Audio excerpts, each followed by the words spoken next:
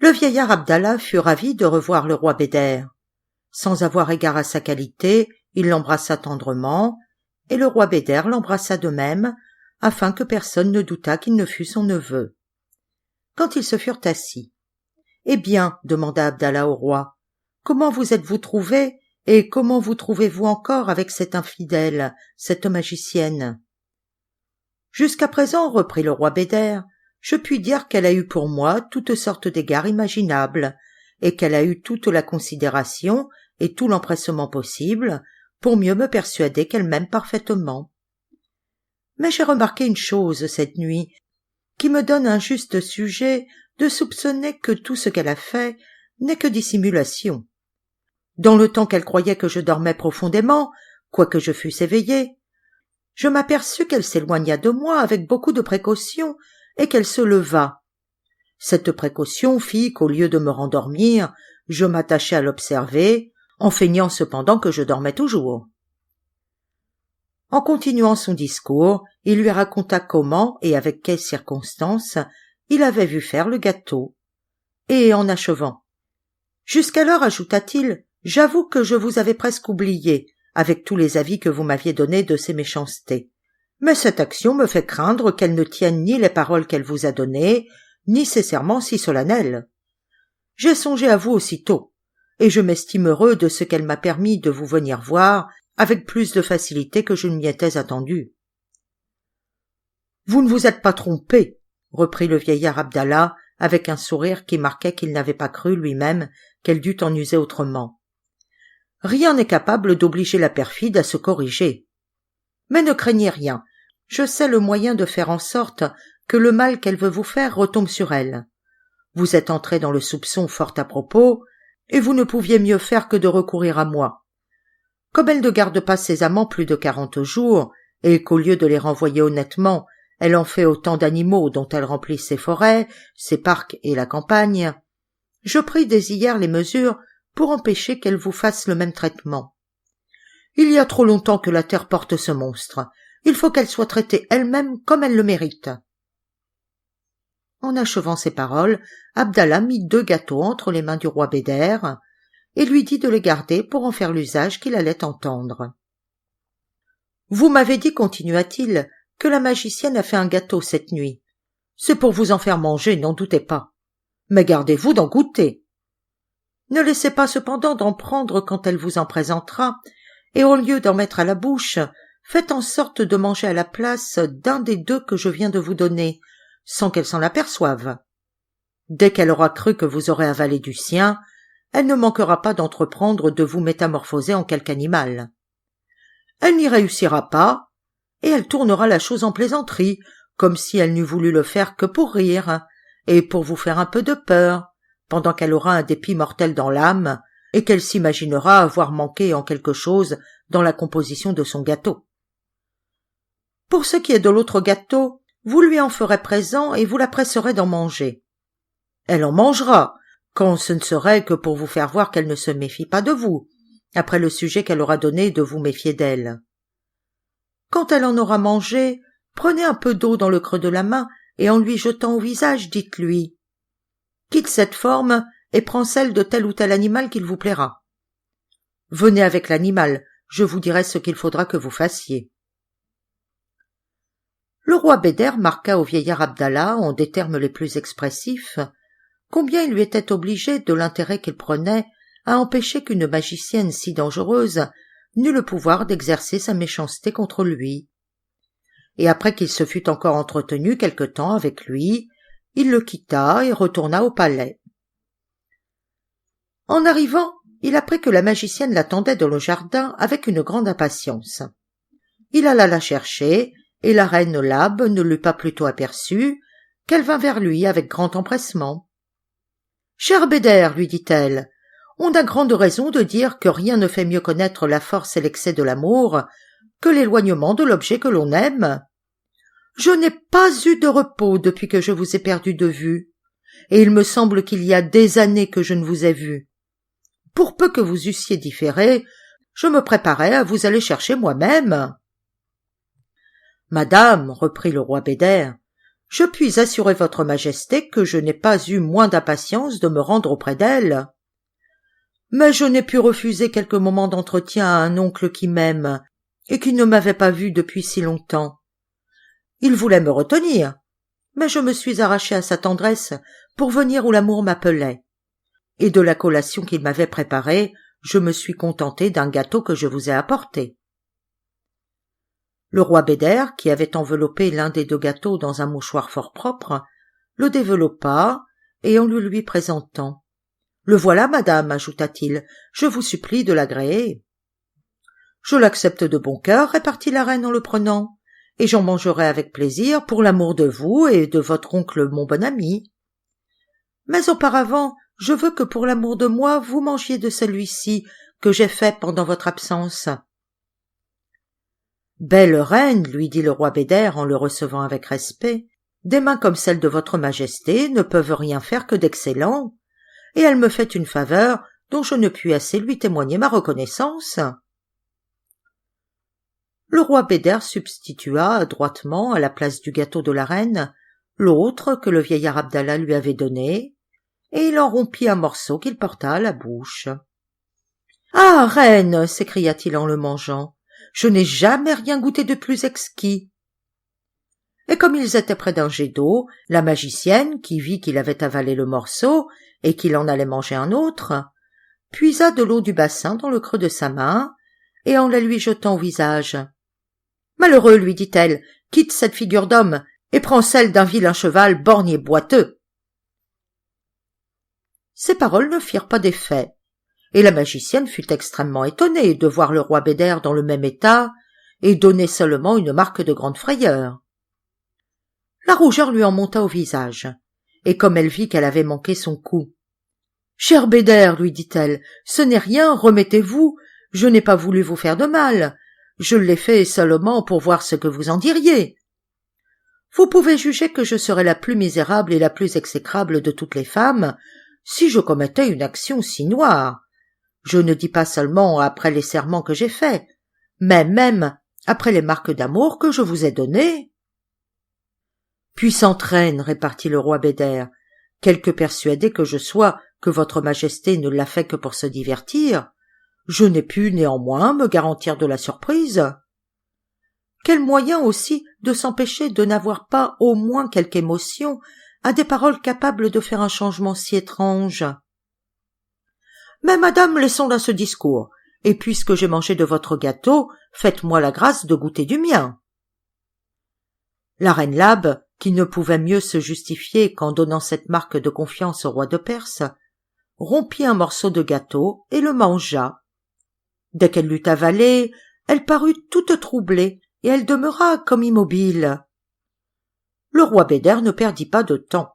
Il prit de l'eau du même bassin, et en la lui jetant au visage, « Abominable magicienne !» s'écria-t-il, « sors de cette figure et change-toi en cavale !» Au même moment, la reine Labe fut changée en une très belle cavale. Et sa confusion fut si grande de se voir ainsi métamorphosée qu'elle répandit des larmes en abondance. Elle baissa la tête jusqu'aux pieds du roi Béder, comme pour le toucher de compassion. Mais quand il voulut se laisser fléchir, il n'était pas en son pouvoir de réparer le mal qu'il lui avait fait. Il mena la cavale à l'écurie du palais, où il la mit entre les mains d'un palefrenier pour la brider. Mais de toutes les brides que le palefrenier présenta à la cavale, pas une ne se trouva propre. Il fit seller et brider 2 chevaux, un pour lui et l'autre pour le palefrenier, et il se fit suivre par le palefrenier jusque chez le vieillard Abdallah avec la cavale à la main.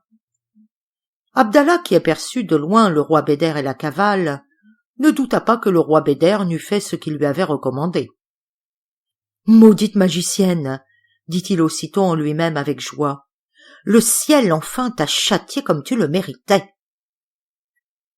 Le roi Béder mit pied à terre en arrivant et entra dans la boutique d'Abdallah, qu'il embrassa en le remerciant de tous les services qu'il lui avait rendus. Il lui raconta de quelle manière le tout s'était passé, et lui marqua qu'il n'avait pas trouvé de bride propre pour la cavale. Abdallah, qui en avait une à tout cheval, en brida la cavale lui-même. et dès que le roi Béder eut renvoyé le palefrenier avec les 2 chevaux, « Sire, lui dit-il, vous n'avez pas besoin de vous arrêter davantage en cette ville. Montez la cavale et retournez en votre royaume. C'est la seule chose que j'ai à vous recommander. C'est qu'au cas où vous veniez à vous défaire de la cavale, de vous bien garder de la livrer avec la bride. » Le roi Béder lui promit qu'il s'en souviendrait. Et après qu'il lui eut dit adieu, il partit. Le jeune roi de Perse ne fut pas plus tôt hors de la ville qu'il ne se sentit pas de la joie d'être délivré d'un si grand danger et d'avoir à sa disposition la magicienne qu'il avait eu un si grand sujet de redouter. 3 jours après son départ, il arriva à une grande ville. Comme il était dans le faubourg, il fut rencontré par un vieillard de quelque considération qui allait à pied à une maison de plaisance qu'il avait. « Seigneur, lui dit le vieillard en s'arrêtant, oserais-je vous demander de quel côté vous venez ?» Il s'arrêta aussitôt pour le satisfaire.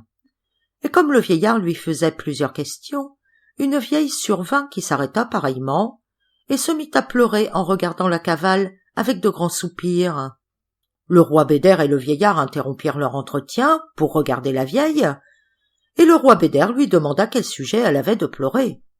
« Seigneur, reprit-elle, c'est que votre cavale ressemble si parfaitement à une que mon fils avait, et que je regrette encore pour l'amour de lui, que je croirais que c'est la même si elle n'était morte. Vendez-la moi, je vous en supplie, je vous la paierai ce qu'elle vaut, et avec cela, je vous en aurai une très grande obligation. » « Bonne mère, lui repartit le roi Béder, je suis fâché de ne pouvoir vous accorder ce que vous demandez. Ma cavale n'est pas à vendre. »« Ah, seigneur, insista la vieille, ne me refusez pas, je vous en conjure, au nom du ciel. Nous mourrions de déplaisir, mon fils et moi, si vous ne nous accordiez pas cette grâce. »« Bonne mère, répliqua le roi Béder, je vous l'accorderais très volontiers, si je m'étais déterminé à me défaire d'une si bonne cavale. Mais quand cela serait, je ne crois pas que vous en voulussiez donner 1000 pièces d'or. Car en ce cas-là, je ne l'estimerais pas moins. »« Pourquoi ne les donnerais-je pas, répartit la vieille. Vous n'avez qu'à donner votre consentement à la vente, je vais vous les compter. » Le roi Béder, qui voyait que la vieille était habillée assez pauvrement, ne put s'imaginer qu'elle fût en état de trouver une si grosse somme. Pour éprouver si elle tiendrait le marché, « Donnez-moi l'argent, lui dit-il, la cavale est à vous. » Aussitôt la vieille détacha une bourse qu'elle avait autour de sa ceinture, et en la lui présentant, « Prenez la peine de descendre, lui dit-elle, que nous comptions si la somme y est. Au cas qu'elle n'y soit pas, j'aurai bientôt trouvé le reste, ma maison n'est pas loin. » L'étonnement du roi Béder fut extrême quand il vit la bourse. « Bonne mère, reprit-il, ne voyez-vous pas que ce que je vous en ai dit n'est que pour rire? Je répète que ma cavale n'est pas à vendre. » Le vieillard, qui avait été témoin de tout cet entretien, prit alors la parole. « Mon fils, dit-il au roi Béder, il faut que vous sachiez une chose que je vois bien que vous ignorez. C'est qu'il n'est pas permis en cette ville de mentir en aucune manière sous peine de mort. Ainsi, vous ne pouvez vous dispenser de prendre l'argent de cette bonne femme et de lui livrer votre cavale, puisqu'elle en donne la somme que vous avez demandée. Vous ferez mieux de faire la chose sans bruit que de vous exposer au malheur qui pourrait vous en arriver. » Le roi Béder, bien affligé de s'être engagé dans cette méchante affaire avec tant d'inconsidération, mit pied à terre avec un grand regret. La vieille fut prompte à se saisir de la bride et à débrider la cavale, et encore plus à prendre dans la main de l'eau d'un ruisseau qui coulait au milieu de la rue, et de la jeter sur la cavale en prononçant ces paroles. « Ma fille, quittez cette forme étrangère et reprenez la vôtre. » Le changement se fit en un moment, et le roi Béder, qui s'évanouit dès qu'il vit paraître la reine Labe devant lui, fut tombé par terre si le vieillard ne l'eût retenu. La vieille, qui était mère de la reine Labe, et qui l'avait instruite de tous les secrets de la magie, n'eut pas bientôt embrassé sa fille pour lui témoigner sa joie, qu'en un instant elle fit paraître par un sifflement un génie hideux, d'une figure et d'une grandeur gigantesques. Le génie prit aussitôt le roi Béder sur une épaule, embrassa la vieille et la reine magicienne de l'autre, et les transporta en peu de moments au palais de la reine Labe dans la ville des enchantements. La reine magicienne en furie fit de grands reproches au roi Beder dès qu'elle fut de retour dans son palais. « Ingrat, lui dit-elle, c'est donc ainsi que ton indigne oncle et toi, vous m'avez donné des marques de reconnaissance après tout ce que j'ai fait pour vous? Je vous ferai sentir à l'un et à l'autre ce que vous méritez. » Elle ne lui en dit pas davantage, mais elle prit de l'eau et en la lui jetant au visage. « Sors de cette figure, dit-elle, et prends celle d'un vilain hibou. » Ces paroles furent suivies de l'effet, et aussitôt elle commanda à une de ses femmes d'enfermer le hibou dans une cage et de ne lui donner ni à boire ni à manger. La femme emporta la cage, et sans avoir égard à l'ordre de la reine Labe, elle y mit de la mangeaille et de l'eau. Et cependant, comme elle était amie du vieillard Abdallah, elle envoya l'avertir secrètement de quelle manière la reine venait de traiter son neveu, et de son dessein de les faire périr l'un et l'autre, afin qu'il donnât ordre à l'en empêcher et qu'il songeât à sa propre conservation. Abdallah vit bien qu'il n'y avait pas de ménagement à prendre avec la reine Labe. Il ne fit que siffler d'une certaine manière, et aussitôt un grand génie à 4 ailes se fit voir devant lui et lui demanda pour quel sujet il l'avait appelé. « L'éclair, lui dit-il, c'est ainsi que s'appelait le génie. Il s'agit de conserver la vie du roi Beder, fils de la reine Gulnare. Va au palais de la magicienne et transporte incessamment à la capitale de Perse la femme pleine de compassion à qui elle a donné la cage en garde, afin qu'elle informe la reine Gulnare du danger où est le roi son fils et du besoin qu'il a de son secours. Prends garde de ne la pas épouvanter en te présentant devant elle, et dis-lui bien de ma part ce qu'elle doit faire. » L'éclair disparut et passa en un instant au palais de la magicienne. Il instruisit la femme, il l'enleva dans l'air et la transporta à la capitale de Perse, où il la posa sur le toit en terrasse qui répondait à l'appartement de la reine Gulnare.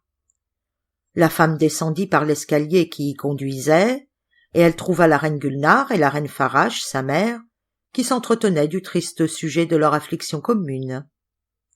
Elle leur fit une profonde révérence, et par le récit qu'elle leur fit, elles connurent le besoin que le roi Beder avait d'être secouru promptement. À cette nouvelle, la reine Gulnare fut dans un transport de joie qu'elle marqua en se levant de sa place et en embrassant l'obligeante femme, pour lui témoigner combien elle lui était obligée du service qu'elle venait de lui rendre.